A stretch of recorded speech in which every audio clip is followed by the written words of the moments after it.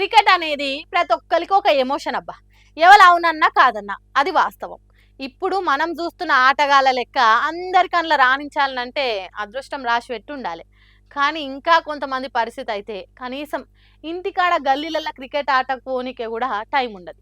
అసొంటోళ్ళు cricket bat కానొస్తే ఎట్లుంటది ఆనందం. ఇగో ఈ అన్న చేసిన పని చూస్తే కళ్ళల్లో నీళ్ళు తిరుగుడు పక్కనబ్బా. కాలం ఎసోంటి పరిస్థితిని ఎట్లా మారుస్తుందో ఎవ్వలకు తెలియదు. అనుకోని పరిస్థితులల్లా మనకు నచ్చినవి కొన్ని ఇడిచేయాల్సి వస్తుంది. ఇగో ఇది కూడా గసొంటి ముచ్చట్నే. ఈ డెలివరీ బాయ్ ఓ ఇంట్లో పార్సల్ ఇయనికి వచ్చిండు.